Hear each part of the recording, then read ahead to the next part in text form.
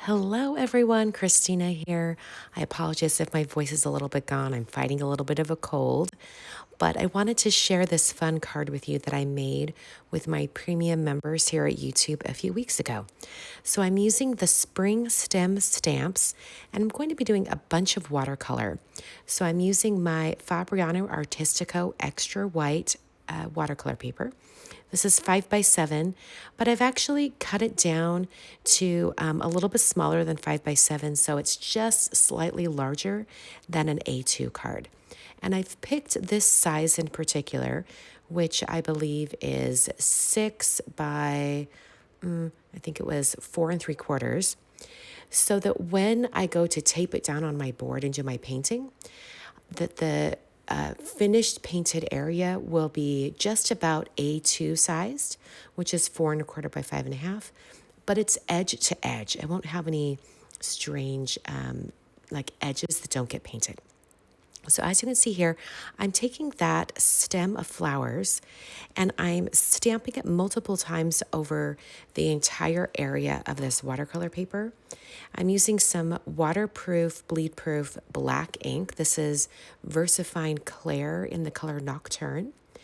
And what I'm doing is I'm stamping it one time and then using the clear acetate sheet that was on the stamp set.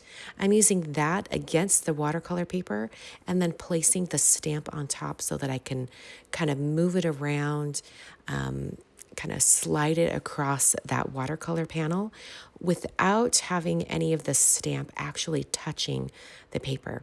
And that's because I am cleaning the stamp each time I remove it from the door of my MISTI, but I'm not entirely sure that the stamp is 100% clean and won't leave any traces of that black ink from the previous stamping behind before I even start to stamp it for real. You've probably had that happen where your stamp isn't completely clean and you go to place it somewhere else and it leaves kind of a ghost image. If you use the acetate sheet that comes in the stamp set just as a protective layer, you can move that stamp around without any fear of that residual ink transfer to your project. So I've taped down my watercolor panel to a hardboard, and now I'm using some Karin Realbrush markers. These are the exact same colors as the original Brush Marker Pro, except these just have bristles on the brush tip instead of that felt brush tip. I find that these almost have a little bit better of an ink flow, and sometimes they can apply ink to your watercolor paper a little bit more gently because those bristles just kind of brush against the paper. There's not much pressure involved at all, whereas with the felt tip pen, you might have to have a little bit of pressure to get that ink to come out. But all in all, I find them very comparable. I don't know that, if you're in the market for brand new watercolor markers, I don't know that there's a big enough difference between the two different sets of markers to really point you in any one direction if you're going to be painting with them primarily. If you're going to be doing lettering or something like that, I might recommend the felt tip versus the brush tip, just because the felt tip is a little bit more consistent. The brush tip does get into a tiny little space. It can be very more intricate, but the difference is very negligible. So what I did here was I had two colors of kind of pink. I had a pink and a coral, added very little bits of that color to the edges of the flowers and then brought that in with a wet brush. Then I added some purple into each one of these flowers and then added some of this yellow shade into the centers of the flowers, making sure to kind of have a messy little bit of yellow coming out. I wanted it to look very watercolory. I wanted to play into the fact that this is a watercolored image. I don't want it to look perfect. I don't want it to look pristine. And especially on the flowers and the leaves, I wanted there to be white spots where the paint didn't reach. A lot of the watercolor paintings that I absolutely love, that I see others do still have that, those little areas where the white paper is coming through. It adds a brightness and lightness to the project.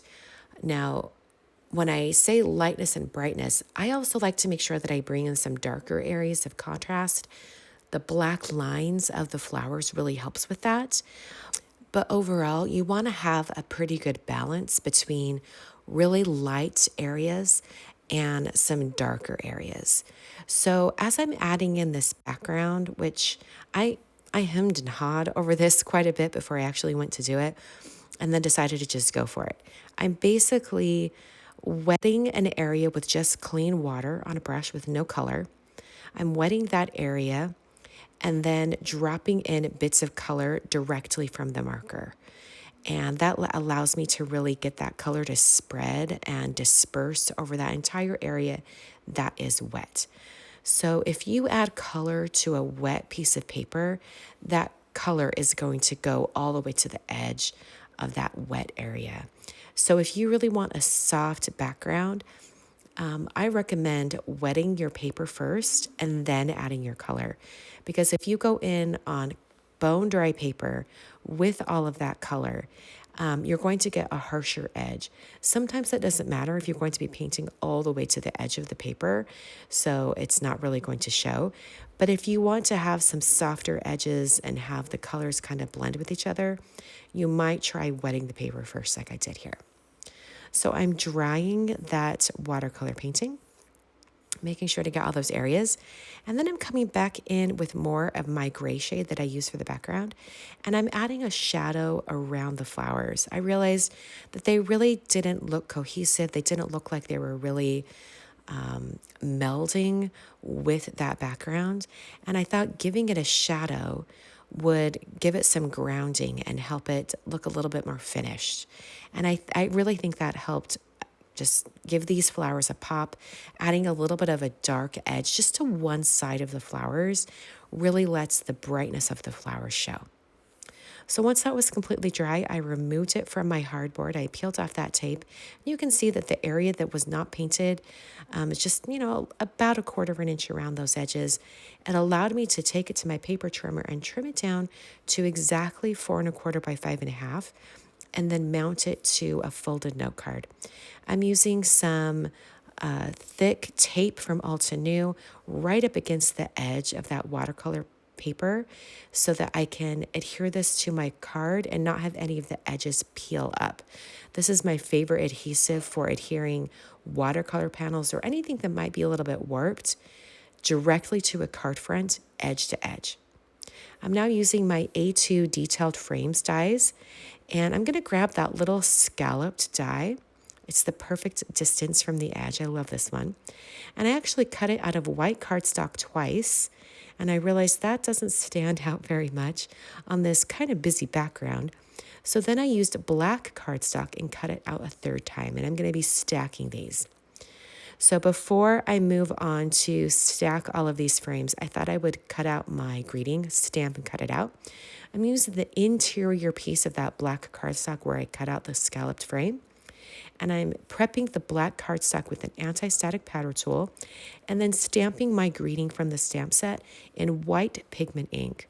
I'm going to stamp this a couple of times because as I bring it over and just barely kiss it down onto that cardstock, I'm very gently pressing on the door of my MISTI stamp positioning tool so that it doesn't kind of blob out that stamp. I love my Clair stamps. I love photopolymer stamps. But sometimes if you press them a little bit too hard, they can blob out. You may have noticed that as you stamp, that sometimes you get a thicker line than you meant to. Just use a little bit less pressure and that works. I heat set this with a heat tool from the underside of the cardstock. I think that really works well for these intricate text greetings. And then once that was completely cooled, I used a microfiber cloth to wipe away any of that excess anti-static powder. I then used the coordinating die for this greeting from the Spring Stems dies. I cut that out, and now I'm using that same piece of black cardstock that I cut out the greeting with. It's the interior of that scalloped frame. I put some removable adhesive on the back, and I'm just placing this temporarily onto my card long enough to position my scallop frame. This just gives me a visual so that I can glue my scalloped frame on without much fuss. I find that if I put the glue on the back of the frame and take it straight to the card, that sometimes it touches the surface of the card before it can get it into the place where I want it. And then I'm dealing with a liquid glue mess. And so this just prevents any of that trouble. All right, so once I have that glued on there, then I just peel back the corner of the card and then I can grab that black cardstock and peel it up. Any of that remaining removable adhesive just comes off the surface of my card by rubbing my fingertips over the top. I then added some liquid glue right over the top of that white frame, just a very thin line of glue. And then I brought that second white frame in to stack it directly on top. So this frame works well for this because the frame is exactly symmetrical, so it doesn't matter which way you have the frame turned. It will match up no matter which way you turn it, as long as you have the short ends matched up on each end. It should work just fine. I then added a little bit of glue and then finally put that black frame on top. Put some foam strips, some narrow foam strips from scrapbook.com on the back of that greeting, and then used my tweezers to put that in place. I think this turned out really well, and having such a really small greeting over that entire background really lets all of that watercoloring shine. Thanks so much for watching today. All the supplies that I've used, including the links to the markers, the frames, which unfortunately are sold out right now, but hopefully they'll be back in stock very, very soon. Everything I've used, my tweezers, the die cutting machine, everything is listed down below in the video description. Thank you so much for watching today and for tuning in. I hope this gave you some inspiration on something you might do with maybe even a smaller image that you want to watercolor, but letting it really shine by putting it all the way across your card front. Thanks for watching, and I'll catch you guys next time.